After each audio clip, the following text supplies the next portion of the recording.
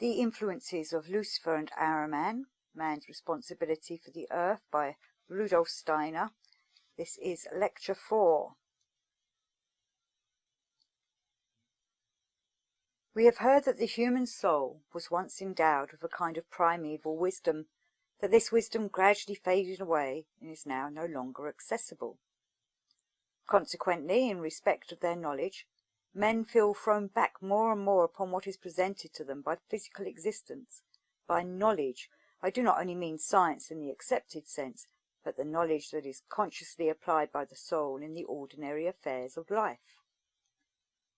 The question will naturally arise, how did this ancient wisdom actually come into being? Here I must touch upon a new aspect of matters we have often considered from other angles.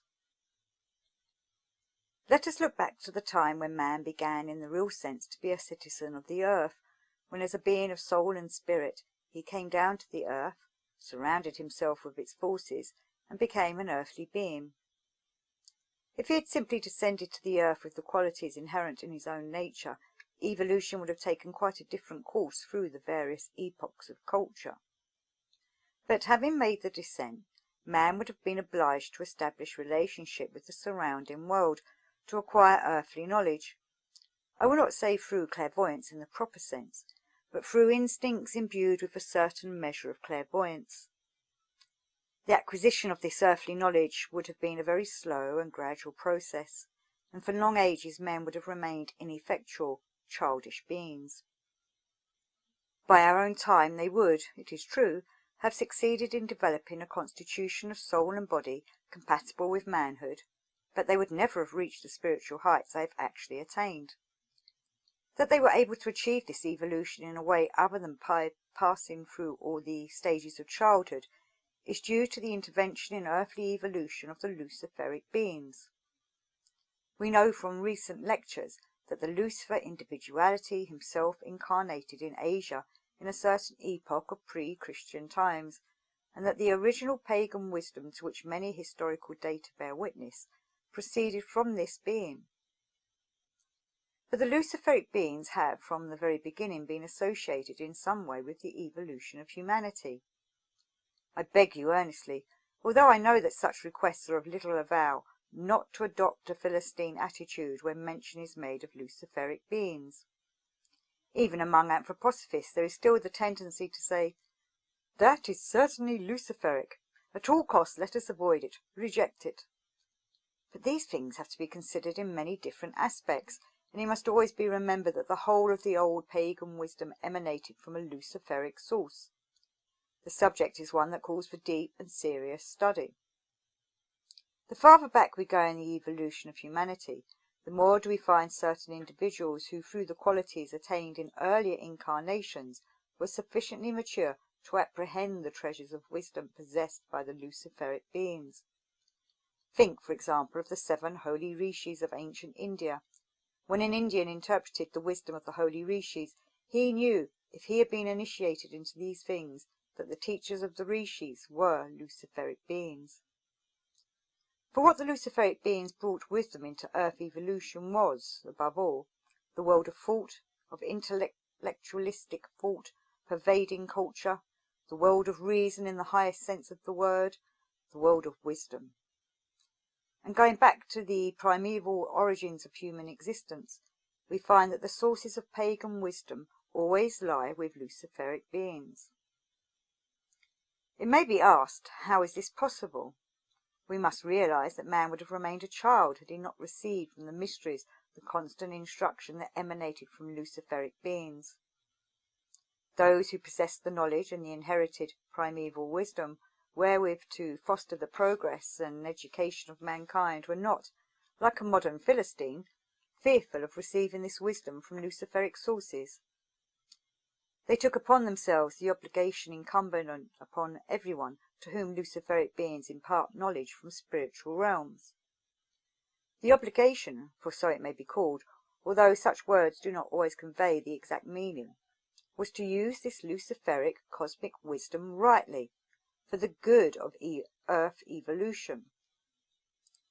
The difference between the good wisdom and the purely Luciferic wisdom which so far as content is concerned is exactly the same, is that the good wisdom is in hands other than those of the Luciferic beings. That is the essential point. It is not a question of there being one wisdom that can be neatly packed away in some chamber of the soul and make a man virtuous. The wisdom of worlds is uniform, the only difference being whether it is in the hands of wise men who use it for good, whether it is in the hands of the angeli or archangeli, or whether it is in the hands of Lucifer and his hosts. In olden times, the wisdom needed for the progress of humanity could be attained only from a Luciferic source. Hence the initiates were obliged to receive it from that source, and at the same time to take upon themselves the obligation not to yield to the aspirations of the Luciferic beings. Lucifer's intention was to convey the wisdom to men in such a way that it would induce them to abandon the path of earth evolution and take a path leading to a super-earthly sphere, a sphere aloof from the earth. The Luciferic beings inculcated their wisdom into man, but their desire was that it would make him turn away from the earth without passing through earthly evolution. Lucifer wants to abandon the earth to its fate, to win mankind for a kingdom alien to the kingdom of Christ. The wise men of olden time who received the primeval wisdom from the hands of Lucifer had, as I said, to pledge themselves not to yield to his wishes, but to use the wisdom for the good of earth evolution. And that, in essence, was what was accomplished through the pre-Christian mysteries. If it be asked what it was that humanity received through these mysteries, through the influence of the Luciferic beings who, in post-Atlantean times, still inspired certain personalities like the rishis of India and sent their messengers to the earth, the answer is that men received the rudiments of what has developed in the course of evolution into the faculties of speech and of thinking. Speaking and thinking are in their origins Luciferic, but were drawn away from the grip of Lucifer by the wise men of old. If you are really intent upon fleeing from Lucifer, then you must make up your minds to be dumb in the future and not to think. These things are part of the initiation science which must gradually come within the ken of humanity, although on account of the kind of education that has now been current for centuries in the civilized world, men shrink from such truths. The caricatured figure of Lucifer and Ahriman, the medieval devil, is constantly before their minds, and they have been allowed to grow up in this Philistine atmosphere for so long that even today they shudder at the thought of approaching treasures of wisdom that are intimately and deeply connected with evolution. It is much pleasanter to say, if I protect myself from the devil, if I give myself to Christ with the simple-heartedness of a child, I shall be blessed and my soul will find salvation. But in its deep foundations, human life is by no means such a simple matter. And it is essential for the future of human evolution that these things we are now discussing shall not be withheld from mankind. It must be known that the art of speaking and the art of thinking have become part of evolution only because they were received through the mediation of Lucifer. The Luciferic element can still be observed in thinking. Speech, which has for long ages been differentiated and adapted to earthly needs, has already been assailed by Ahriman. It is he who has brought about differentiation, who has degraded the one, cosmic speech, into the different tongues on earth. Whereas the Lucifer tendency is always towards unification, the fundamental tendency of the Ahrimanic principle is differentiation. What would thinking be if it were not Luciferic? If thinking were not Luciferic, human beings on the earth would be like one whose thought was utterly non-Luciferic, namely Goethe. Goethe was one of those who, in a certain respect, deliberately set out to confront and defy the Luciferic powers. That, however, makes it essential to keep constant hold of the concrete individual reality. The moment you generalize or unify, at that moment you are nearing Luciferic thinking. If you were to contemplate each human individual, each single plant, each single animal, each single stone in itself alone, having in mind the one single object, not classifying into genera or species, not generalizing in your thought, then you will be little prone to Luciferic thinking. But anyone who was to attempt such a thing, even as a child, would never get beyond the lowest class in any modern school. The fact of the matter is that the universal thinking implicit in pagan wisdom has gradually been exhausted. Man's constitution is such that this Luciferic principle of unification can no longer be of much real service to him on earth. This is being counteracted by the fact that the God-created nature of man has followed in the wake of earth evolution, has become related to, allied with the earth. And because this is so, through his own inherent nature, man is less allied with the Luciferic element, which always tends to draw him away from the earth.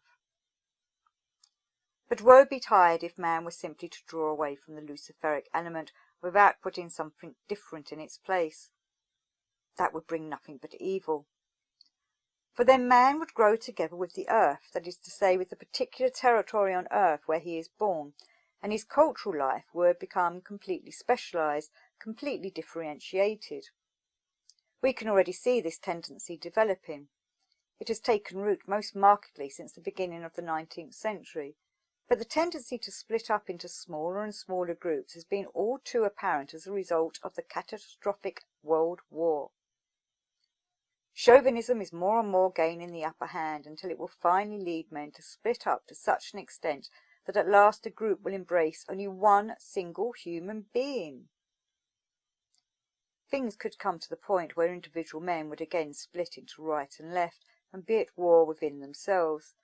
Left would be at loggerheads with right.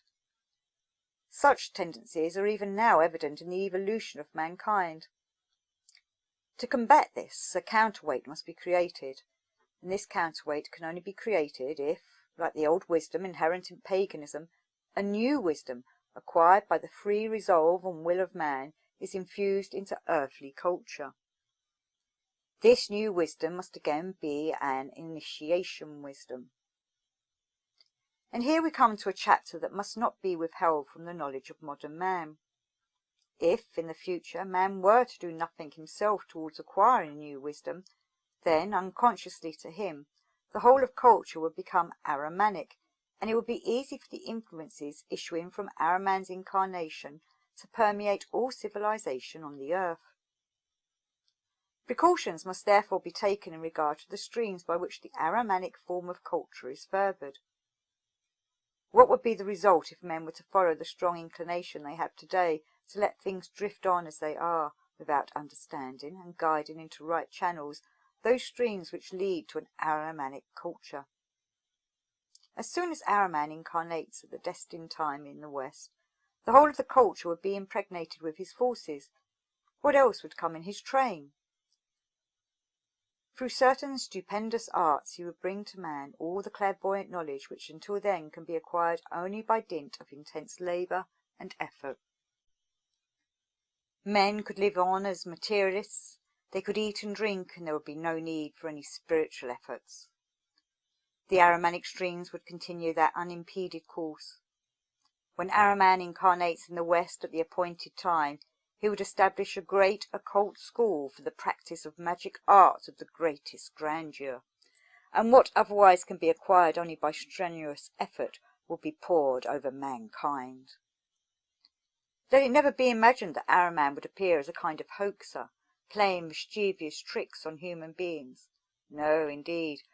Lovers of ease who refused to have anything to do with spiritual science would fall prey to his magic, for by means of these stupendous magic arts he would be able to make great numbers of human beings into seers, but in such a way that the clairvoyance of each individual would be strictly differentiated. What one person would see, a second and a third would not see. Confusion would prevail, and in spite of being made receptive to clairvoyant wisdom, men would inevitably fall into strife on account of the sheer diversity of their visions. Ultimately, however, they would all be satisfied with their own particular vision, for each of them would be able to see into the spiritual world. In this way all culture on the earth would fall prey to Ahriman. Men would succumb to Ahriman simply through not having acquired by their own efforts what Ahriman is ready and able to give them.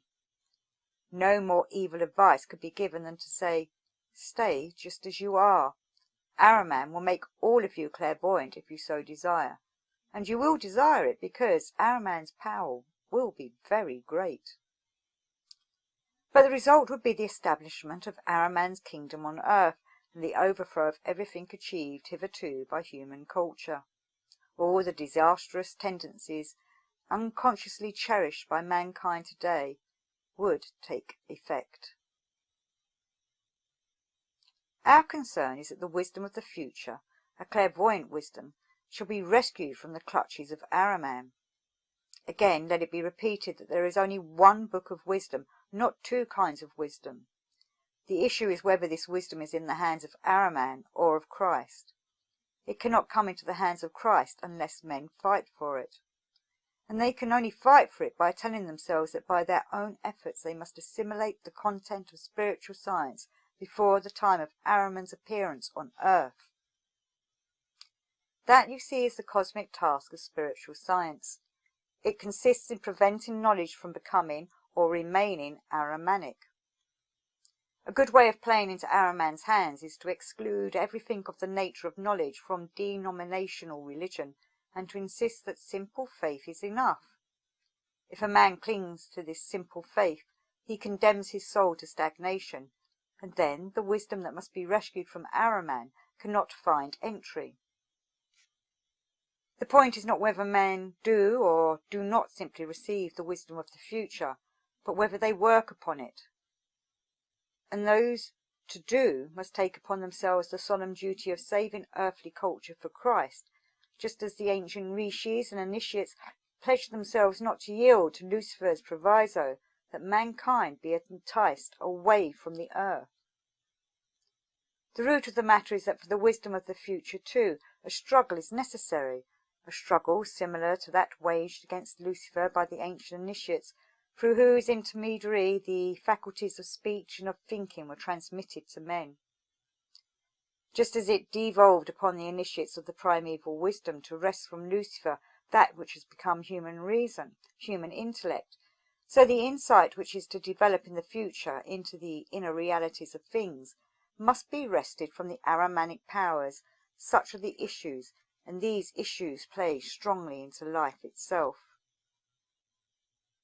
I recently read some notes written shortly before his death by one who was a friend of the anthroposophical movement. He had been wounded in the war and lay for a long time in hospital where, in the course of the operations performed on him, he had many a glimpse into the spiritual world. The last lines he wrote contain a remarkable passage describing a vision which came to him not long before his death.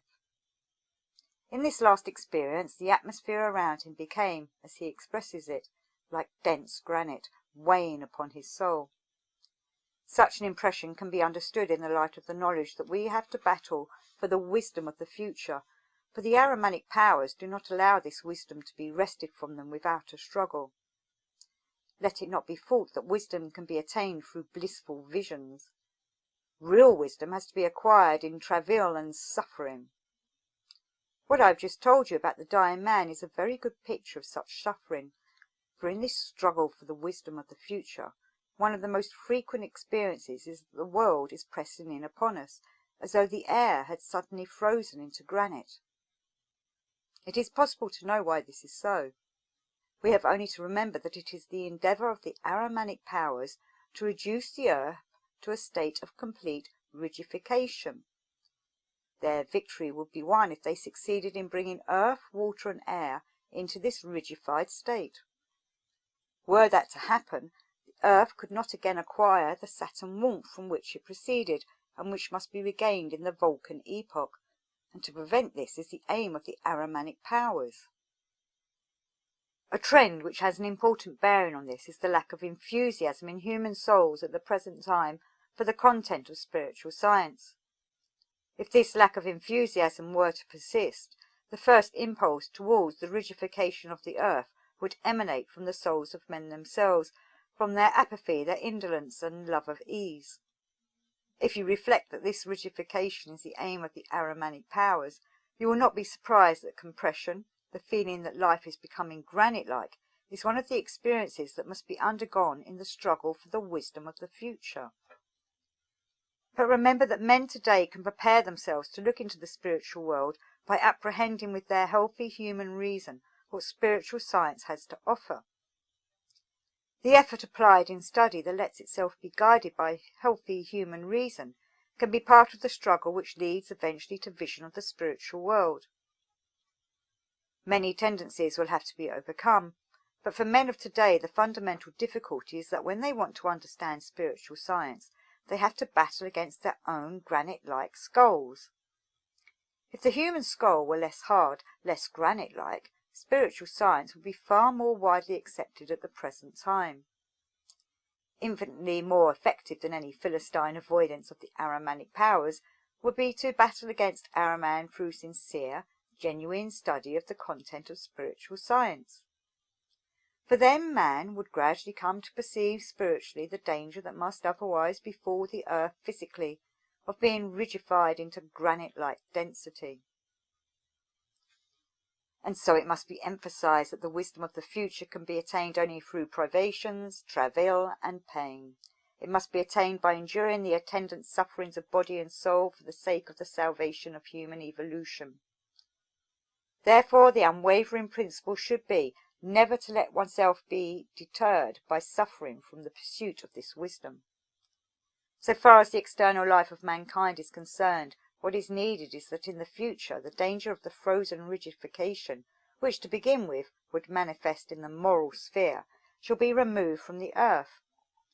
But this can happen only if men envisage spiritually, feel inwardly, and counter with their will what would otherwise become physical reality. At bottom it is simply due to faint-heartedness that men today are unwilling to approach spiritual science. They are not conscious of this, but it is so, nevertheless. They are fearful of the difficulties that will have to be encountered on every hand. When people come to spiritual science, they so often speak of the need for upliftment. By this they usually mean a sense of comfort and inner well-being, but that cannot be offered, for it would simply lull them into stupor and draw them away from the light they need.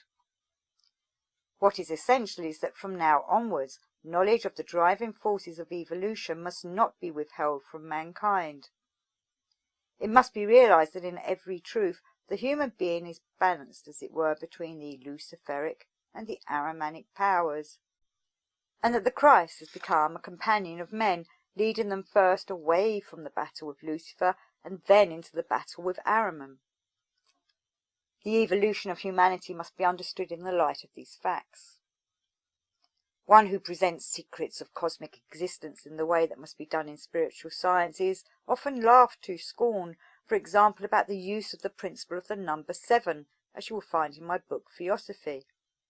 But you will notice that people do not laugh when the rainbow is described as sevenfold, or the scale, tonic, second, third, and so on, up to the octave, which is a repetition of the tonic.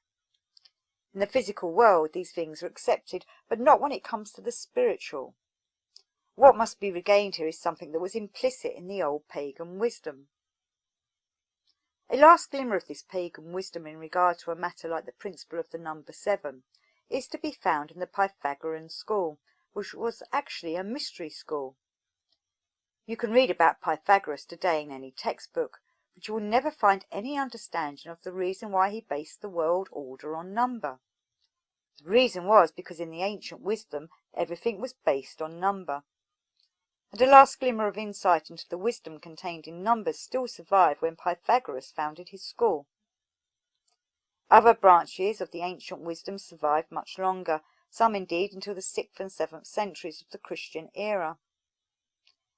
Up to that time many true things about the higher worlds are said in the sphere of what is called natural philosophy. And then gradually this primeval intelligence in mankind ran dry, if I may use this expression. Let us picture some orthodox representative of modern learning sitting in a corner and saying, "What nonsense these anthroposophists talk! What do they mean by asserting that the primeval wisdom has run dry? Wonderful epoch-making results have been achieved, above all during the last few centuries, and are still being achieved. There may have been a temporary halt in 1914, but at any rate up to then marvels were accomplished. But if you look candidly and without bias at what has been achieved most recently, you will arrive at the following conclusion. Admittedly, masses of notes have been collected, masses of scientific and historical data. This kind of collecting has become the fashion. Countless experiments have been made and described. Now ask yourselves, are there any fundamentally new ideas in all that this modern age has produced? New ideas, new conceptions were given by individual spirits like Goethe, but Goethe has not been understood.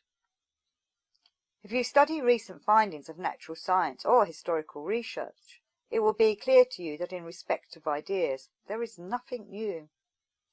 Certainly Darwin made journeys, described many things he saw on these journeys, and gathered it all into an idea. But if you grasp the idea of evolution in its details as idea, you will find it in the Greek philosopher Anaxagoras. So too you will find the fundamental principles of modern natural science in Aristotle, that is to say in the pre-Christian era. These ideas are treasures of the primeval wisdom, springing from a Luciferic source. But the primeval wisdom has run dry, and something new in the form of insight into the spiritual world must be attained. A certain willingness on the part of man is necessary to undertake the labour entailed by really new ideas, and mankind today is sorely in need of any new ideas, especially concerning the realm and the life of the soul. Fundamentally, all that science tells us in regard to the soul amounts to nothing more than a collection of words. What is taught in the lecture halls about thinking, feeling and willing is simply a matter of words thrown out spasmodically. It amounts to little more than the sound of the words. There is hardly the beginning of an attempt to take seriously anything that is really new. In this connection one may have a curious experience. Some time ago I was invited to speak to a Schopenhauer Society in Dresden. I thought to myself, yes, a Schopenhauer Society, that must surely be something out of the ordinary. So I tried to show how the contrast between sleeping and waking, between waking up and going to sleep, is to be understood in the psychological sense, how the soul is involved. I spoke of something I have recently mentioned to you, namely that a 0 point is there at the moments of falling asleep and waking up. That sleep is not merely a cessation of the waking state, but bears the same relation to the waking state as debts bear to assets. If you were to search through modern psychology, you would not find the slightest trace of any attempt to get to the root of these far-reaching matters. After the lecture, in a discussion as it was called, certain learned members of the audience got up to speak.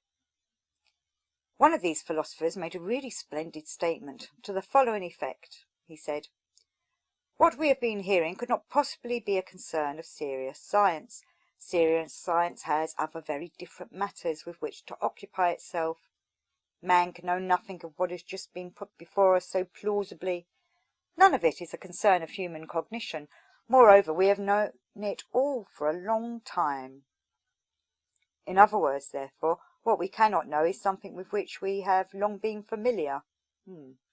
Now, contradictions do exist, but contradictions of this kind exist only in the heads of present-day scholars.